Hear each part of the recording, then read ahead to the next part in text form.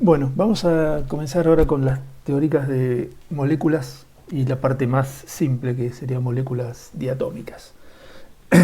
Lo primero que podemos preguntarnos es, en el caso del hamiltoniano, eh, ¿cómo cambia? ¿Qué términos nuevos deberíamos incluir en el hamiltoniano cuando en lugar de tener un sistema atómico con un número arbitrario n de electrones, pasamos a un sistema molecular con un número m de núcleos y un número n de electrones, ¿sí? Ambos arbitrarios? Bueno, lo primero que notamos, lo primero que tenemos que considerar es que obviamente vamos a tener una energía cinética de los núcleos, que en lugar de ser un único término va a ser una sumatoria. En este caso, si ustedes recuerdan, cuando teníamos un sistema atómico, un solo núcleo, podíamos reducir el problema a una masa, digamos una masa reducida, una masa mu, y luego, digamos que consideraba el movimiento relativo de cada uno de los electrones con respecto al núcleo, y teníamos además la masa del sistema como un todo que se trasladaba simplemente. Un movimiento que a nosotros en principio no nos interesaba para nada, ¿sí? Pero bueno, eso lo podíamos hacer porque tenemos un solo núcleo. Entonces la división se podía hacer, o el cambio de coordenadas se podía hacer con respecto a cada uno de los electrones que teníamos en el sistema. Acá tenemos muchos electrones en el sistema, pero también tenemos una variedad de núcleos. Entonces hacer ese cambio de variables ya no es ni tan ventajoso ni trivial hacerlo, ¿sí? Por lo tanto, nos vamos a quedar con este hamiltoniano y vamos a ver de qué manera podemos avanzar con el mismo.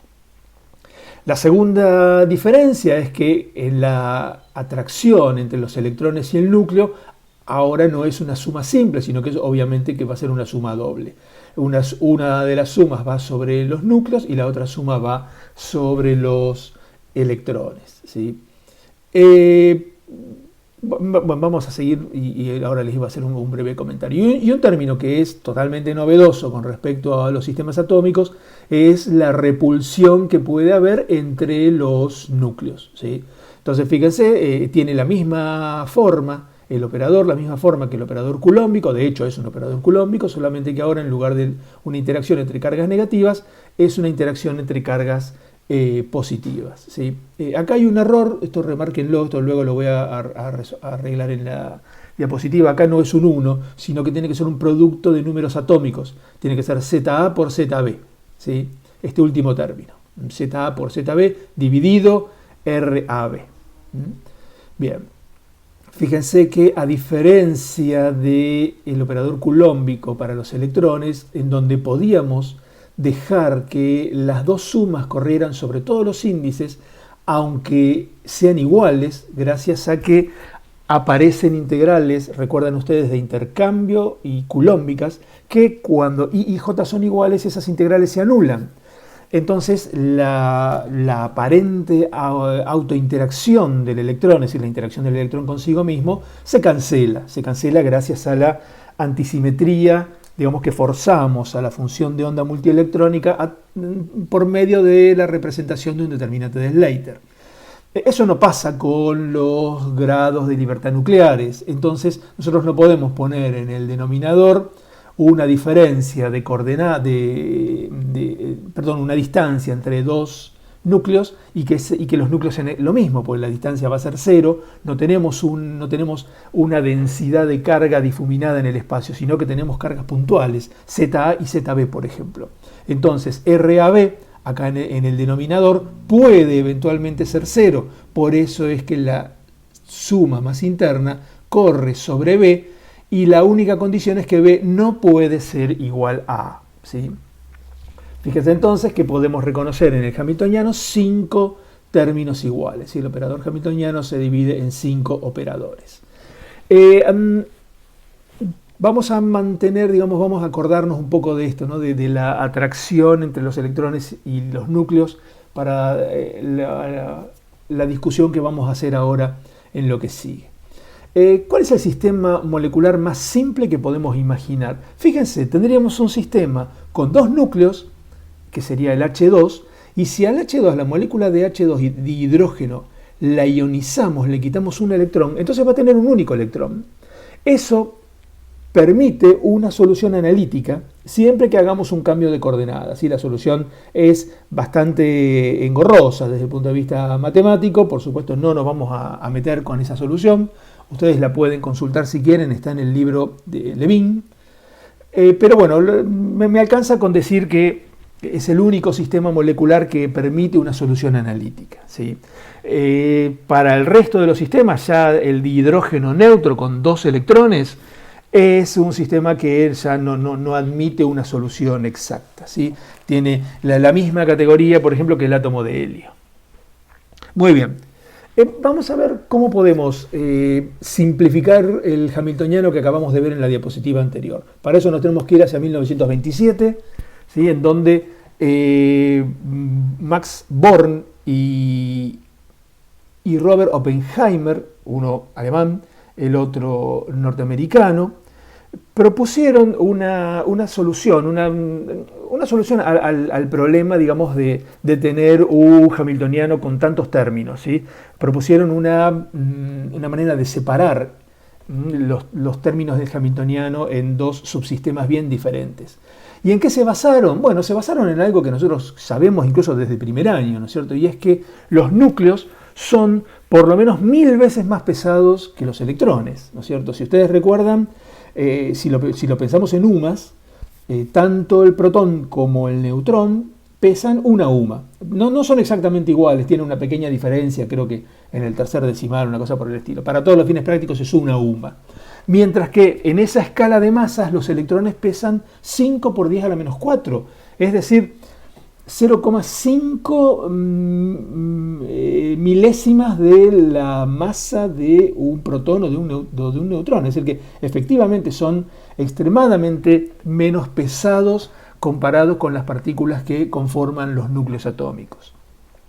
Dicho de otra manera, una forma de decir que digamos que los núcleos son muy pesados, eso se acuerdan que nosotros lo habíamos usado para no considerar la energía cinética del núcleo en los casos atómicos, ¿sí? Pero también ahora podemos pensar que los electrones son tan rápidos comparado con los núcleos que cada vez que los núcleos ejecutan un movimiento para reacomodarse en el espacio, los electrones se adaptan de manera instantánea a esa nueva disposición, ¿sí? Dicho de otra manera, si cambiamos la perspectiva del problema y en vez de verlo desde el lado de los núcleos, lo vemos desde el lado de los electrones, podemos pensar que desde el punto de vista de los electrones, los núcleos permanecen fijos, ¿sí? Entonces, eso significa que dadas las diferentes escalas de movimiento de electrones y de núcleos, podemos pensar en una separación del problema, ¿sí? Si llamamos de manera, digamos, arbitraria, con una R minúscula a las coordenadas electrónicas y con una R mayúscula a las coordenadas nucleares, podemos entonces reescribir o escribir la ecuación de Schrödinger. En realidad no la habíamos escrito, así que no podemos reescribirla, la escribimos por primera vez, la ecuación de Schrödinger de esta manera, con el hamiltoniano sí dado por la diapositiva anterior, ¿sí? Es decir, un hamiltoniano con 5 componentes. Y asumimos que la función de onda entonces es separable en una parte electrónica y una parte nuclear. La parte nuclear va a depender obviamente de las coordenadas nucleares, y la parte electrónica, si bien depende de las coordenadas electrónicas, fíjense la notación. Depende de las coordenadas electrónicas y hay un punto y coma separando a las coordenadas nucleares. ¿Qué significa esto? Esto significa que hay una dependencia paramétrica con las coordenadas nucleares. ¿Qué significa esto? Las coordenadas nucleares no van a aparecer de manera explícita en las funciones de onda electrónicas, ¿sí? Bueno, a ver, sí, van a aparecer, pero digamos no van a tener un efecto, digamos, fundamental, ¿sí? en la forma de estas funciones. Pero sí son tremendamente importantes. ¿Por qué? No es lo mismo tener, por ejemplo, dos núcleos separados a una distancia de, por decir algo, un Armstrong, que tenerlos a una distancia de 2 Armstrong. Evidentemente la interacción que van a tener entre ellos es totalmente distinta. Si la interacción es totalmente distinta, el hamiltoniano va a cambiar, y si el hamiltoniano va a cambiar, las funciones de onda electrónicas y nuclear van a cambiar. Que cambie la función nuclear, la función de onda nuclear, la entendemos porque depende de las coordenadas del núcleo. Pero ¿cómo podemos justificar que cambie la función de onda electrónica si lo único que hicimos fue cambiar las coordenadas del núcleo? Bueno, la manera de entenderlo, de comprenderlo, es esta dependencia que yo les comento a ustedes, una dependencia paramétrica con las coordenadas de los núcleos, ¿sí? Y acá es donde, si me permiten, vuelvo un momentito para atrás, y yo les había comentado sobre este término en particular. Este término en particular, que es una diferencia, fíjense que es el único que depende al mismo tiempo de las coordenadas electrónicas y de las coordenadas nucleares. Sin embargo, para todos los fines prácticos, como nosotros estamos suponiendo que que los núcleos son mucho más pesados que los electrones, vamos a suponer que en este término las coordenadas nucleares permanecen fijas, ¿sí? En la escala de tiempo en que nosotros estamos interesados en los movimientos electrónicos, los núcleos no se movieron, ¿sí? No se movieron. Entonces, bueno, tengan presente esto, por favor, y vamos a avanzar un poco más. Reemplazamos en la ecuación de Schrödinger a la función de onda por el producto de las dos funciones, ¿sí? Y reemplazamos también el hamiltoniano por los 5 términos. Agrupamos a las 2 energías cinéticas por un lado, a las 3 energías potencial por el otro, ¿sí? A la energía la dejamos, ¿sí?, sin cambiar por ahora. Entonces, fíjense, ahora lo que hacemos, lo que vamos a hacer es mover todo lo que depende exclusivamente de los núcleos, lo agrupamos. La energía cinética de los núcleos y la interacción núcleo-núcleo la agrupamos, ¿sí? La ponemos dentro de paréntesis. La energía cinética de los electrones y la interacción electrón-electrón también la agrupamos de este lado. Y nos queda ese término que yo les comentaba recién, ese término que depende al mismo tiempo de las coordenadas de los electrones y de las coordenadas nucleares. Como hacemos esta suposición tan importante de que los núcleos son tan pesados que en este operador permanecen prácticamente fijas y las únicas variables prácticas son las coordenadas electrónicas, podemos incluirlo acá junto con la interacción electrón-electrón y la energía cinética de los electrones. Bien, premultiplicamos ahora con el producto de la función de onda electrónica y la función de onda nuclear. Fíjense que premultiplicar también implica, en este caso, como estoy premultiplicando con un bra, significa que también estoy integrando, ¿sí? Y teniendo en cuenta que cada una de las dos funciones, la electrónica por un lado y la nuclear por el otro, están normalizadas, obtenemos dos términos, ya teníamos dos, y ahora vamos a tener dos, pero más concisos, del lado izquierdo de la igualdad, ¿sí? Vamos a tener un bracket, ¿sí?, con la función de onda nuclear, en donde los operadores son la energía cinética, el nuclear por supuesto, y la interacción núcleo-núcleo. Y un bracket con la función de onda electrónica, con los 3 términos que terminan de conformar el hamiltoniano. Del lado de la energía, obviamente, si considerábamos que las funciones de onda estaban normalizadas, no queda nada, queda simplemente la energía. Vamos a hacer una cosa, vamos a llamar a la segunda de las integrales que tenemos, ¿sí?, del lado izquierdo de la igualdad, la vamos a llamar ELEC, es decir, energía puramente electrónica. Y fíjense que es una integral que depende de manera, como les había comentado, de manera paramétrica de las coordenadas nucleares, ¿sí? Es decir, no depende de manera explícita, pero sí depende de las coordenadas nucleares. Si a mí se me ocurre cambiar a los núcleos de posición, entonces la energía electrónica va a ser diferente. Entonces, con esta energía nuclear, digamos, si a toda esta integral la denominamos energía electrónica, entonces fíjense, como sabemos que tiene una dependencia, al menos paramétrica, con las coordenadas nucleares, podríamos introducirla acá y sumarla a estos dos operadores. Entonces me quedan los dos operadores que tenía originalmente más esta energía electrónica, y todo eso es igual a la energía total del sistema, ¿sí? Una energía electrónica más una energía nuclear. Fíjense de paso que esto es la energía cinética para el movimiento de los núcleos, y estos dos términos, la interacción núcleo-núcleo y la energía electrónica, juegan el papel de una energía potencial para el movimiento nuclear, ¿sí? Bien, vamos a hacer algunos comentarios de lo que acabamos de decir.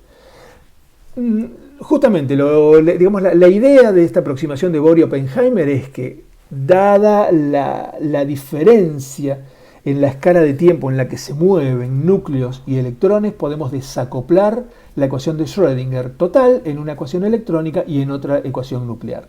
La primera, la ecuación electrónica, es la que aparece escrita acá, la que estaba, digamos, la segunda integral del lado izquierdo de la igualdad en la diapositiva anterior, ¿sí?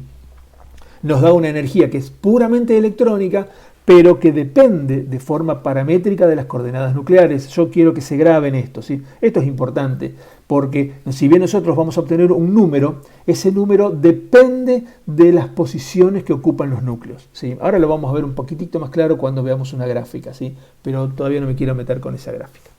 Esta energía puramente electrónica, la energía electrónica total, se obtiene, vamos a llamar la energía electrónica total a la suma de la energía puramente electrónica, la que tuvimos acá arriba, más la repulsión núcleo-núcleo, ¿sí? La repulsión núcleo-núcleo. Fíjense que la repulsión núcleo-núcleo, en realidad, como tenemos un producto de cargas y tenemos una distancia núcleo-núcleo que se encuentra fija, todo eso puede salir de la integral.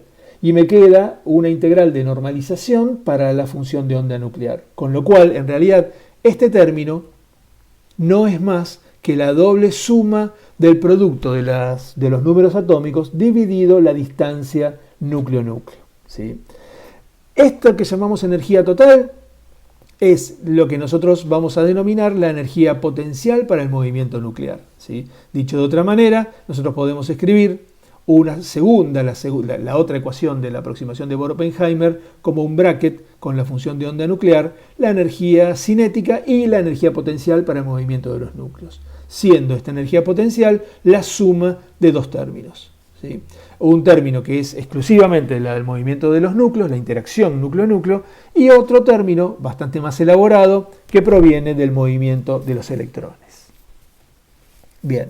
Como les comentaba anteriormente, digamos, esa dependencia, ese énfasis que yo pongo en que la energía electrónica, puramente electrónica, depende paramétricamente de las coordenadas de los átomos, de los núcleos, la podemos entender ahora. Fíjense, lo que nosotros vamos a llamar una curva de energía potencial en un sistema molecular es ni más ni menos que curvas de energía electrónica total. Acuérdense que la energía electrónica total es la energía puramente electrónica más la repulsión núcleo-núcleo. Lo tienen escrito acá, ¿sí? Eso es lo que llamamos energía electrónica total. Y una gráfica de la energía electrónica total versus distancia es lo que llamamos curvas de energía potencial para moléculas. Cuando tenemos solamente dos núcleos, ¿sí?, separados por una distancia determinada, tenemos una molécula diatómica, que puede ser homonuclear o que puede ser heteronuclear. Una curva típica de energía potencial versus distancia es la que tenemos acá presente, ¿sí? Entonces, ¿cómo construimos una curva de este tipo? Imagínense que no tenemos acceso a datos experimentales y lo queremos hacer resolviendo la ecuación de Schrödinger. Entonces, lo que hacemos es, usamos la aproximación de Bohr-Oppenheimer, nos olvidamos de la parte nuclear y entonces resolvemos la ecuación de Schrödinger electrónica en cada punto determinado. ¿Qué significa cada punto? Por ejemplo, un punto a 0,8 picómetros, a 100 picómetros, a 150, a 200, a 250, a 300, a 350 y a 400. Una serie de puntos, ¿sí? Por ejemplo, a 250 picómetros obtenemos este punto, ¿sí? Esto es la energía, digamos, no obtenemos exactamente este punto, obtenemos un valor determinado para la energía puramente electrónica, ¿sí? Ese valor va a ser un valor negativo, ¿sí? Generalmente bastante acentuado, digamos, de una magnitud importante, ¿sí? Negativo. A eso le vamos a sumar la repulsión núcleo-núcleo, ¿sí? La repulsión núcleo-núcleo, como su nombre lo indica, por ser repulsivo, es una corrección positiva, así que hace que la energía electrónica total no sea tan negativa como era la energía puramente electrónica. La suma de estos dos términos es un punto en la curva de energía potencial de una molécula diatómica como este caso. Ustedes se van a preguntar si yo les estoy diciendo que la energía electrónica total y la puramente electrónica son cantidades negativas y que la repulsión núcleo-núcleo no alcanza a ser positiva a la energía electrónica total, ¿por qué acá tenemos cantidades positivas? Bueno, esto es por una convención que lo vamos a entender un poco más adelante, cuando veamos espectroscopía vibracional, que nosotros tenemos la posibilidad, tenemos la libertad de definir al mínimo de esta curva de energía potencial como un cero, ¿sí? Y definimos todo en términos de la energía de disociación de la molécula, ¿sí? Es decir, el cero es el mínimo y la energía y la disociación cuando los átomos están infinitamente separados, eso me da directamente la energía de disociación de la molécula, ¿sí? Bien. Fíjense que una curva, digamos como la anterior, ¿no es cierto? Una molécula diatómica depende solamente de un parámetro, ¿sí? En general, cualquier molécula lineal va a depender de 3n menos 5 grados de libertad. En el caso de una molécula diatómica, n acá no es el número de electrones, sino que es el número de átomos, ¿sí? El número de partículas, de átomos. 2 átomos, 3 por 2, 6, menos 1, menos 5 me da 1, así que tenemos un único grado de libertad. Por eso la gráfica es una cosa bidimensional, sencilla.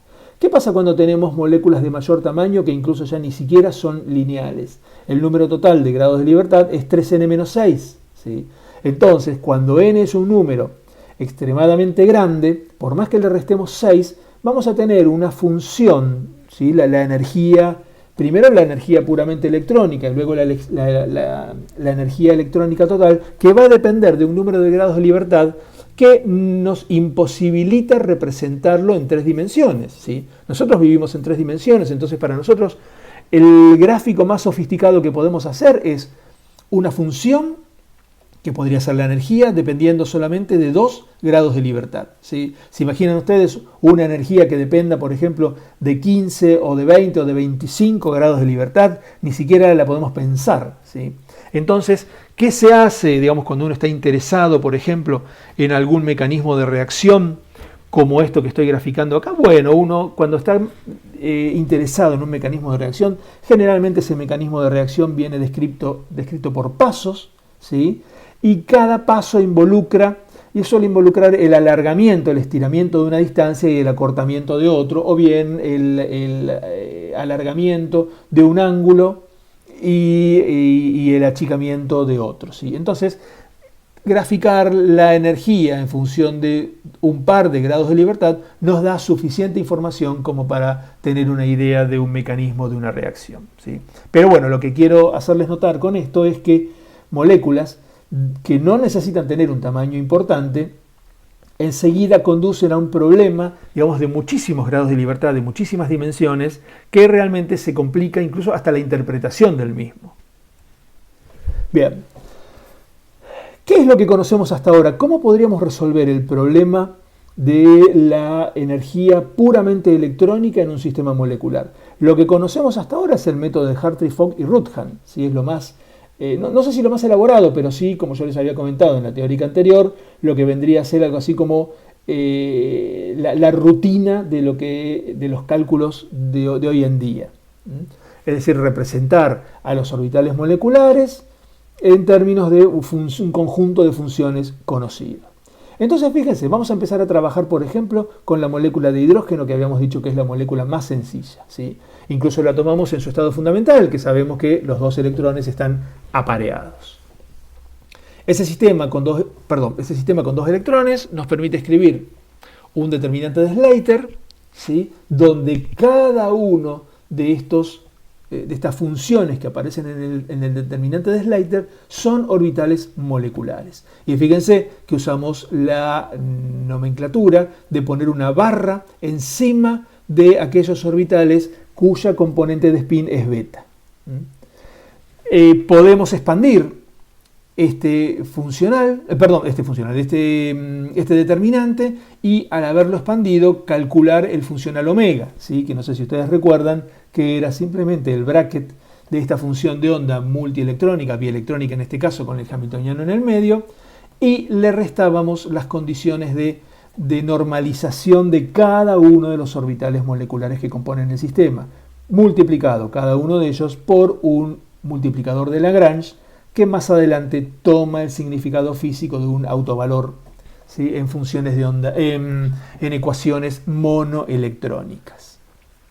Bien, acá lo que tenemos, lo que reconocemos es, si ustedes recuerdan de Hartree-Fock-Rutherford, para los sistemas atómicos esto es exactamente lo mismo. Tenemos el operador monoelectrónico, siempre corriendo, siempre, digamos, dependiendo de la coordenada del primer electrón, ¿sí? Recuerden que nos aprovechábamos del hecho de que la función de onda viene representada por un determinante de Slater, y eso nos permite, aprovechando las permutaciones entre las coordenadas de las partículas y las funciones que representan a los orbitales, de poder trabajar siempre con una única coordenada, con la coordenada del primer electrón. Y lo que va variando son las formas de las funciones que representan a los orbitales. En este caso, como tenemos solamente dos orbitales moleculares, el operador de Coulomb da lugar a dos integrales, ¿sí?, porque tenemos, bueno, la parte alfa y la parte beta, pero que si las observamos, en realidad las integrales son exactamente iguales, porque los términos del spin quedan fuera de la integral de los términos espaciales, ¿sí? Bien. Bueno, obviamente el operador H, el operador monoelectrónico, incluye a la energía cinética e incluye también a la interacción de los electrones con cada uno de los núcleos que tenemos en la molécula, en este caso solamente dos, ¿sí? Donde, insisto, aprovechamos para recordar que podemos incluir este término que en principio tiene a las coordenadas nucleares como variables, la incluimos dentro de la ecuación de Schrödinger electrónica. ¿Por qué? Porque nos aprovechamos del hecho de que los núcleos, al ser tan pesados, prácticamente permanecen en reposo cuando los electrones ejecutan todos sus movimientos, ¿sí? Bien, según Rutherford, podemos representar a cada orbital molecular como una combinación de funciones, ¿sí? ¿Y qué combinación podemos elegir? Vamos a elegir orbitales atómicos, que son las funciones que conocemos. Como tenemos dos átomos de hidrógeno, entonces utilicemos orbitales atómicos de tipo 1s centrados en cada uno de los dos átomos. Vamos a simbolizar, simplemente para diferenciarlos, ¿sí? Sabemos que no tiene sentido, pero bueno, lo hacemos para facilitarnos a nosotros la parte matemática. Simbolizamos a uno de los núcleos con la letra A mayúscula y al otro con la letra B mayúscula, ¿sí? Entonces, los dos orbitales moleculares son una combinación lineal de los dos orbitales atómicos, ¿sí? Donde obviamente lo que nos queda por conocer son los coeficientes de la expansión acá, ¿sí? Fíjense que nosotros escribimos, tenemos acá una forma que es la misma, ¿sí? Lo único que cambia es la componente de spin. Ahora enseguida vamos a ver por qué es esto, ¿sí? Obviamente, al pasar de funciones a una combinación lineal de, digamos, de funciones que contienen parámetros variacionales a una combinación lineal de funciones multiplicadas por coeficientes, el funcional ahora, el omega, pasa a depender de los coeficientes, ¿sí? Tal cual lo habíamos visto en el caso de los átomos. Cuando nosotros aplicamos el principio variacional al funcional omega, nos encontramos con que aplicar el principio variacional respecto al bra de φ1 o al bra de φ1 con la barra encima es exactamente igual, es exactamente la misma. Por lo tanto, en realidad no tenemos que resolver dos ecuaciones monoelectrónicas, sino que nos alcanza con resolver una sola. Esta característica es típica de los métodos restringidos, ¿sí? ¿Se acuerdan cuando nosotros habíamos definido el método Hartree-Fock restringido, en el cual forzábamos a que las partes espaciales de los orbitales de spin fuesen iguales, ¿sí? Uno va a tener un electrón con spin alfa y el otro va a tener un electrón con spin beta, ¿sí? Pero ambos electrones van a entrar en el mismo orbital molecular, como también entraban en el mismo orbital atómico, ¿sí? Bien. Las ecuaciones que resultan en un sistema de 2×2 son las siguientes, ¿sí? Cuando nosotros aplicamos el principio variacional, obtenemos ecuaciones de este tipo. Fíjense que es una ecuación, es una ecuación matricial, ¿sí? Donde estas HAA es una manera de simbolizar integrales, ¿sí? Por ejemplo, una integral de tipo HCD significa que vamos a tener el operador monoelectrónico y el operador culómbico, ¿sí? Y vamos a tener del lado del bra a la función 1SC, la que aparece como primer subíndice, y en el ket la función 1SD. ¿Sí? Acá no aparecen integrales de intercambio simplemente porque el sistema es tan pequeño que cuando planteamos el intercambio se anula por el spin. ¿Sí? Y estas integrales S que aparecen es simplemente el bra de una función, de una de las funciones 1S y el ket de la otra. ¿Sí? Que fíjense que pueden estar sobre el mismo núcleo o sobre núcleos distintos. ¿Sí? Por una cuestión de simetría, ya que las partes espaciales de los dos orbitales moleculares son iguales, HAA y HBB tienen que ser iguales entre sí. HAB y HBA tienen que ser iguales entre sí. SAB y SBA tienen que ser iguales entre sí. No dijimos nada de SAA y de SBB. Bueno, esas integrales, que de paso se denominan integrales de solapamiento, estas integrales simbolizadas con la S mayúscula, SAA y SBB tienen que ser iguales porque las funciones están normalizadas. Pero SAB, uno podría pensar, bueno, esto debería ser por ahí un delta de Dirac. Delta de Dirac CD, y como C y D son distintos, esto debería ser 0. Eso es válido si las dos funciones están centradas en el mismo núcleo. Pero acá, una integral de tipo SAB es una integral como esta, pero donde la función 1SA está centrada en el núcleo A y la función 1SB está centrada en el núcleo B. Entonces no hay ninguna razón para pensar que esta función sea 0. De hecho, no es 0. ¿Sí? Es justamente una función, una integral de solapamiento que nos da una idea de la interacción de los orbitales atómicos, ¿sí? Para formar la molécula. Entonces, teniendo en cuenta todas estas cuestiones de simetría y el hecho de que las SAA y SBB están normalizadas, la ecuación matricial anterior, la que teníamos acá arriba, se reduce a una expresión bastante más simple que se puede resolver se puede resolver analíticamente, me refiero, y las soluciones son estas que aparecen acá. Fíjense, tenemos en el numerador la suma y la resta de las integrales del hamiltoniano con respecto a los orbitales atómicos. Y en el denominador tenemos un 1, que surge por condiciones de normalización, y las integrales de solapamiento entre las dos orbitales atómicos, uno centrado en el átomo A y el otro centrado en el átomo B. Si nosotros nos quedamos con la primera solución y reemplazamos el valor del autovalor, valga la redundancia, podemos obtener los coeficientes y los coeficientes resultan ser iguales. Es decir, que C1A es igual a C1B. Para la segunda de las soluciones hacemos exactamente lo mismo, vamos con el valor del epsilon, ¿sí? A las ecuaciones para encontrar los coeficientes y nos encontramos con que los coeficientes son iguales en magnitud pero diferentes en signo. Entonces, recordando la forma que le habíamos dado a los dos orbitales moleculares un par de diapositivas más atrás, esto se reduce a una combinación lineal. Tenemos un coeficiente C1A, por ejemplo, y en el primer orbital molecular, Φ1, por ejemplo, las dos funciones 1S están sumadas, y en el segundo, Φ2, que en realidad es Φ1 con la barrita de arriba, las dos funciones, los dos orbitales atómicos están restando. ¿Sí?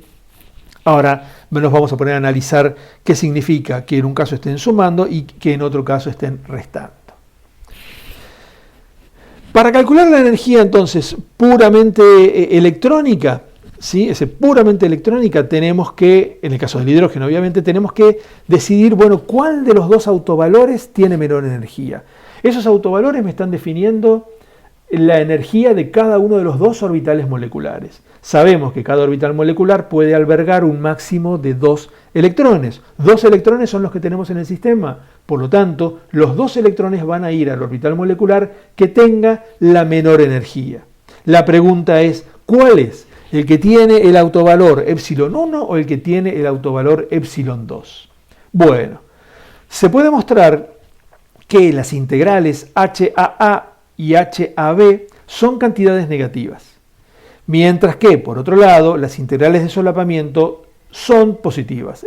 No siempre, pero en este caso particular, en donde tenemos dos orbitales 1s que están solapando, es positiva, ¿sí? Entonces, si consideramos el signo de cada una de las tres cantidades que entran en las expresiones para epsilon 1 y para epsilon 2, llegamos enseguida a la conclusión de que epsilon 1 tiene que ser menor, más negativo que epsilon 2. Por lo tanto, los dos electrones van a venir a parar al orbital molecular cuyo autovalor es epsilon 1. Por lo tanto, la energía electrónica tiene que ser 2 veces el autovalor, 2 veces epsilon 1.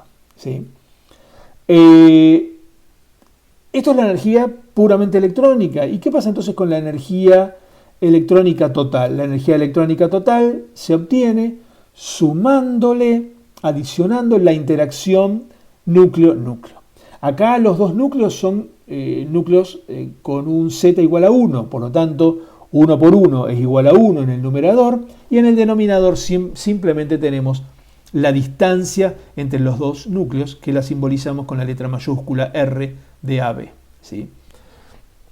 Fíjense, acá tenemos una curva de energía potencial, ¿sí? Que es una curva de energía potencial calculada, obtenida resolviendo las ecuaciones de Hartree-Fock-Ruthven, y nos marca un mínimo en 1.4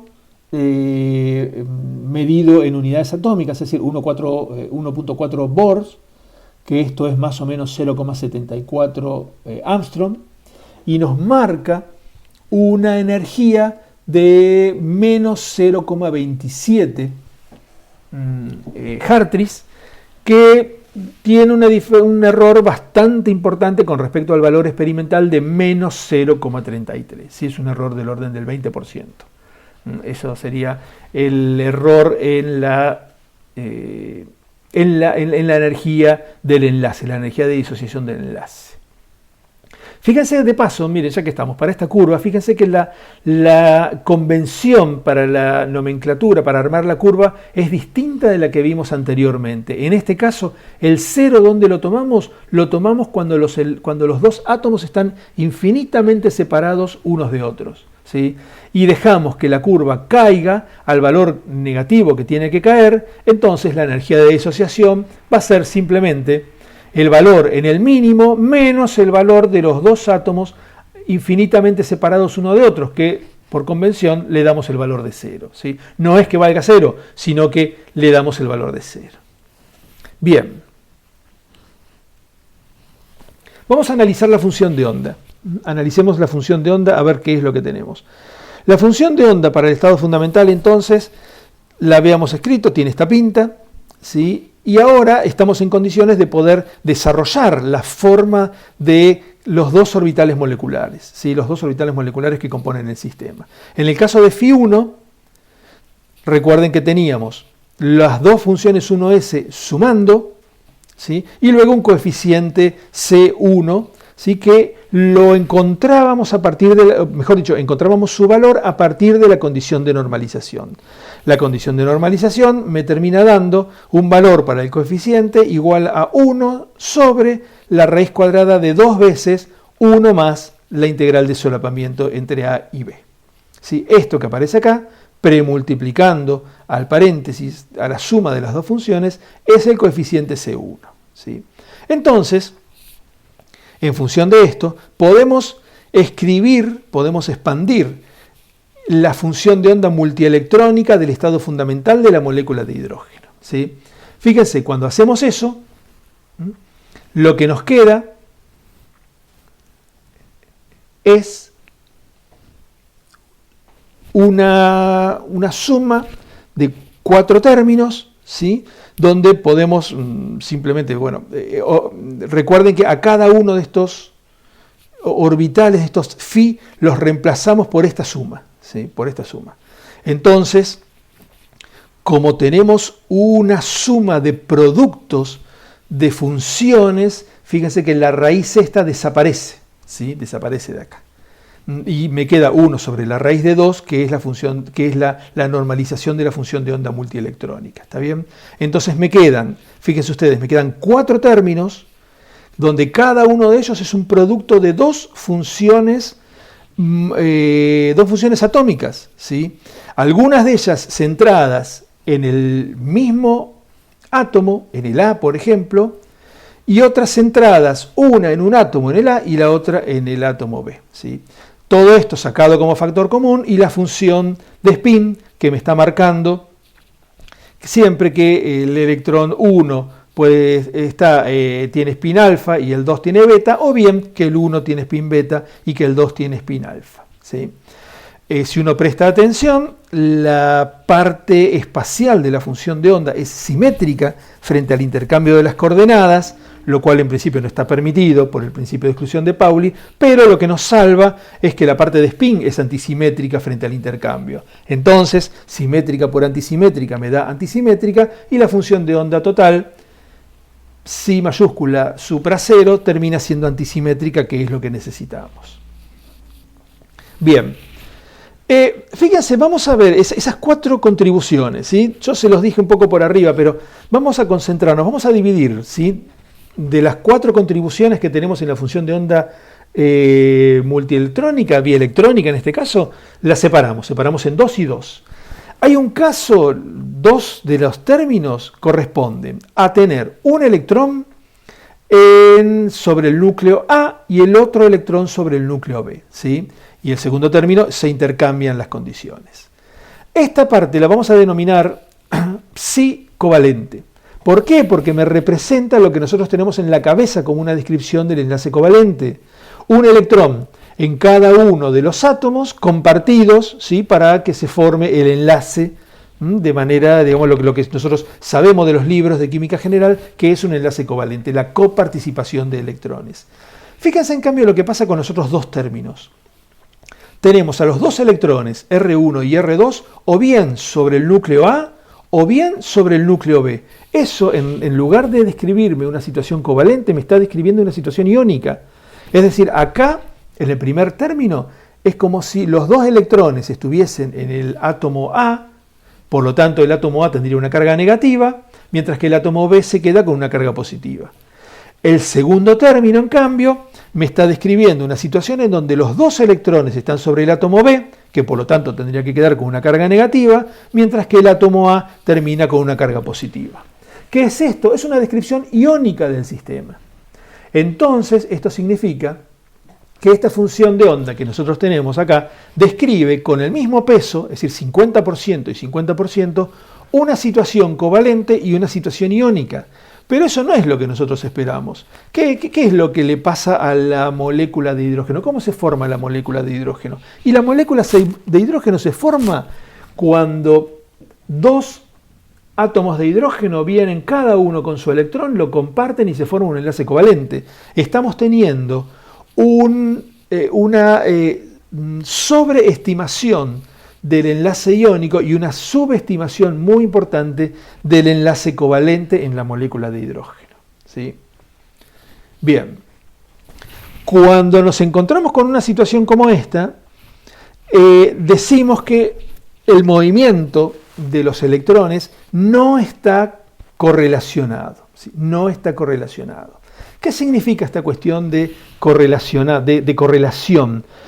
Nosotros recordemos que el método de Hartree-Fock, también el método de Hartree, pero el método de Hartree-Fock, que es con el que después nos quedamos, la repulsión electrón-electrón está calculada de manera promediada.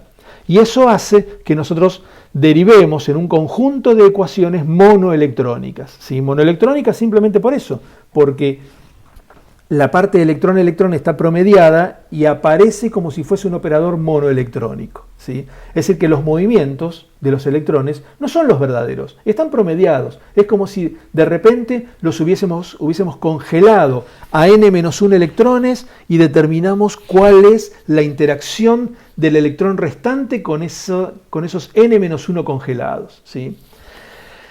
Si nosotros permitiésemos que los electrones se estén moviendo constantemente y calculamos las interacciones instantáneas de los electrones, entonces el movimiento electrónico estaría correlacionado. Como no lo hacemos, como calculamos la interacción electrón-electrón de manera promediada, decimos que el movimiento no está correlacionado. Esto hace suponer que si nosotros consideráramos el movimiento exacto de los electrones, deberíamos obtener una energía diferente, ¿sí? Más estable, más negativa. Bueno, la responsable de esa disminución de la energía es lo que llamamos la correlación electrónica, y es justamente la que nos permite describir de manera adecuada el movimiento electrónico. ¿Cómo definimos a la correlación electrónica? La energía electrónica es la diferencia entre la energía exacta no relativista y la energía Hartree-Fock, ambas calculadas en la aproximación de Bohr-Oppenheimer, ¿sí? ¿Cómo hacemos los cálculos de la energía exacta no relativista y la energía de Hartree-Fock? Por ejemplo, podemos fijar un conjunto de funciones, que obviamente no va a ser completo, y con ese conjunto de funciones calculamos la energía Hartree-Fock y la energía exacta no relativista. Entonces vamos a tener una energía de correlación que va a valer para ese conjunto de funciones con el cual calculamos ambas energías, ¿sí? Si cambiamos el conjunto de funciones, la energía exacta no relativista y la energía de Hartree-Fock van a ser distintas, y la energía de correlación también va a ser distinta, ¿sí? Tenemos una dependencia entonces de estas cantidades con la calidad del conjunto de funciones que usamos para representar a los orbitales atómicos o a los orbitales moleculares, ¿sí? Dentro de la aproximación de Hartree-Fock y Rutham. Bien, el cálculo de la correlación electrónica es justamente el objetivo de los métodos que se denominan post-Hartree-Fock, es decir, que van más allá, ¿sí?, del Hartree-Fock. Más allá de Hartree-Fock, justamente porque lo que hacen es incluir la correlación electrónica, algo que el método de Hartree-Fock no incluye. El método de Hartree-Fock es muy poderoso en el sentido de que incluye un efecto que es puramente cuántico, como ser el intercambio, ¿sí? Pero no incluye una descripción correcta del movimiento de los electrones. El movimiento correlacionado de los electrones está ausente en el método de Hartree-Fock. Necesitamos recurrir a métodos más sofisticados que se engloban dentro del nombre de métodos post-Hartree-Fock. Bien, fíjense, acabamos de ver entonces que la función de onda bielectrónica, ¿sí?, la que depende de los dos electrones, que describe el estado fundamental del hidrógeno, subestimaba el enlace covalente y sobreestimaba el enlace iónico, ¿sí? Por lo tanto, la correlación electrónica no está bien descrita, está descrita muy pobremente. En lugar de ser todo covalente, tiene una componente importante iónica, por lo tanto la correlación electrónica está subestimada. Pero acordémonos que tenemos un segundo orbital molecular, ¿sí?, un segundo orbital molecular que estaba más alto en energía. Entonces, ese orbital molecular más alto en energía nos puede servir para construir otro determinante de Slater. Un determinante de Slater que vamos a llamar psi mayúscula con un 1 ahí de superíndice, ¿sí?, donde ahora los dos orbitales moleculares que conforman el determinante de Slater son Φ2, ¿sí?, donde Φ2 se conformaba a partir de la resta de los dos orbitales atómicos, uno en el átomo A y el otro en el átomo B. La constante de normalización la podíamos calcular, ¿sí?, de igual manera que la calculamos para el caso de Φ1, y nos da una expresión muy parecida donde en lugar de tener 1 más la integral de solapamiento, ahora tenemos 1 menos la integral de solapamiento. Si expandimos el determinante de Slater, igual que lo que hicimos con la función de onda para el estado fundamental, nos encontramos con una situación como esta, ¿sí? En donde vamos a tener, fíjense nuevamente, los términos en donde los dos electrones están sobre un átomo y los términos en donde los dos electrones están sobre átomos diferentes. Entonces, eso significa que si nosotros graficáramos las dos funciones, la función de onda del estado fundamental y la función de onda del estado excitado, nos encontramos con una situación en la cual vemos que el estado excitado, si uno es repulsivo, fíjense que la curva nunca pasa por un mínimo. Nunca pasa por un mínimo. En cambio, la del estado fundamental sí pasa por un mínimo, ese mínimo que estaba, yo les había comentado, a 1,4 Bohr o 0,74 Armstrong más o menos. Pero la del estado excitado siempre es lo que se llama repulsivo, es decir, no presenta un mínimo. El mínimo de energía se presenta solamente cuando los dos átomos están infinitamente separados uno con respecto al otro. Por otro lado, si vemos la forma que tienen las funciones, ¿sí? Entonces vemos que si nosotros no va un signo más acá, va un signo menos, ¿sí?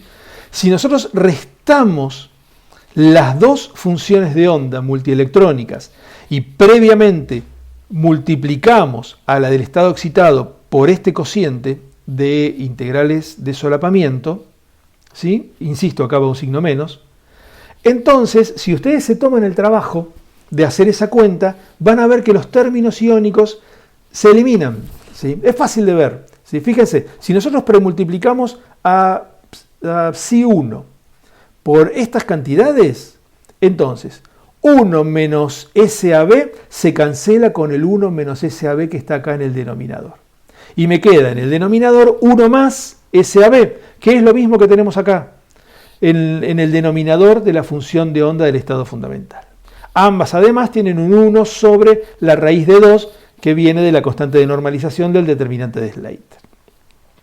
Si restamos, entonces, este término y este término, que tienen el mismo signo, se van a cancelar.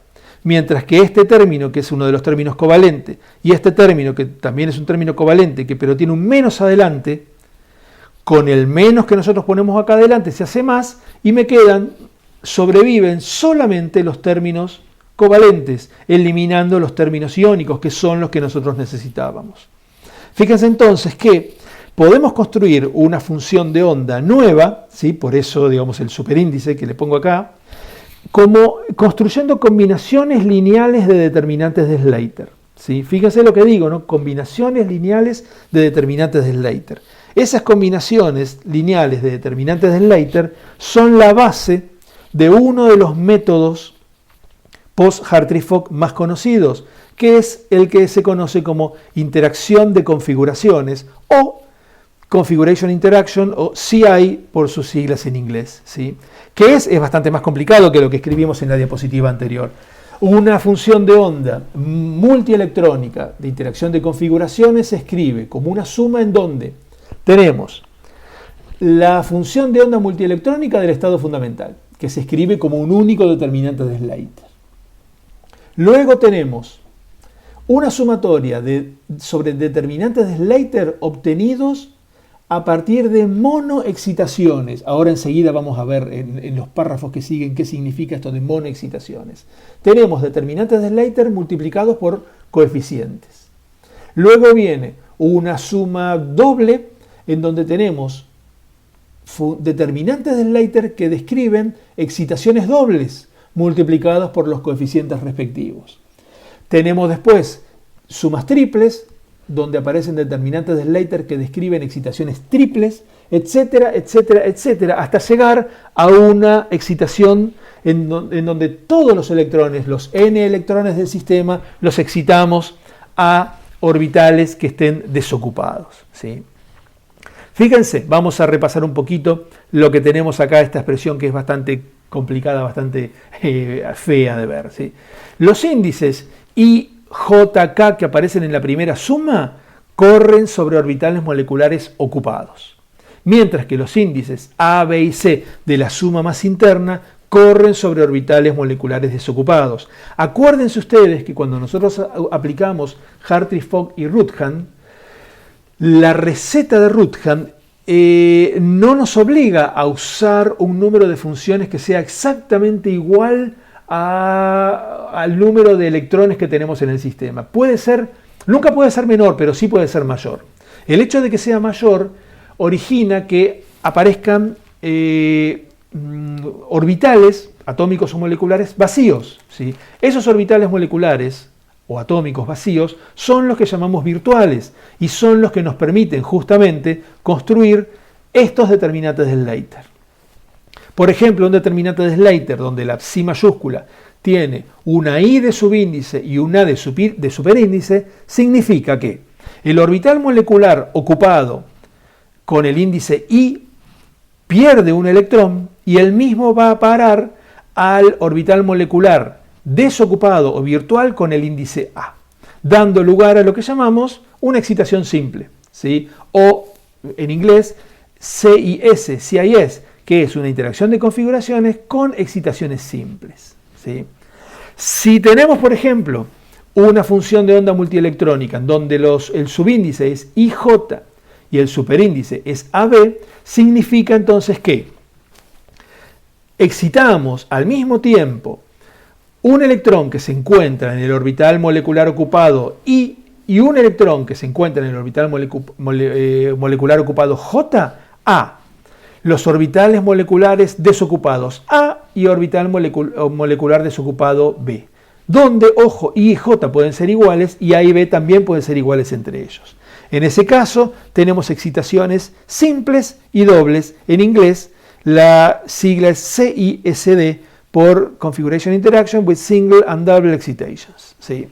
Si nosotros incluyéramos todas las excitaciones posibles, como yo les comenté hoy un poquito cuando les introduje esta expresión, llegar a una sumatoria en donde los n electrones del sistema son excitados, eso es lo que se conoce como una interacción de configuraciones completa, ¿sí? Una full CI. Obtener una full CI es una tarea enorme, titánica. Solamente se ha logrado hacer en moléculas muy pequeñas, de muy pocos átomos, y obteniendo, digamos, con un costo computacional enorme, ¿sí? En realidad, la interacción de configuraciones completa nunca se alcanza a obtener, pero sí se establece una determinada convergencia a partir de tener entre un grado de excitación n y el grado de excitación siguiente, n más 1, un error que sea menor a un umbral determinado, ¿sí? Cuando se trabaja de esa manera, papers, ¿sí?, publicados, donde se describe full CI para moléculas pequeñas, implican una sumatoria que puede llegar a varios millones de determinantes de Slater, ¿sí? Por supuesto, eso se hace en computadoras, ¿no? Pensar en hacer algo así a mano es ridículo, ¿sí? Pero bueno, los métodos basados en la interacción de configuraciones y en la teoría de perturbaciones, que ya lo vimos, son la base para los cálculos de la energía de correlación. Bien, vamos a hacer una pausa y ahora enseguida seguimos.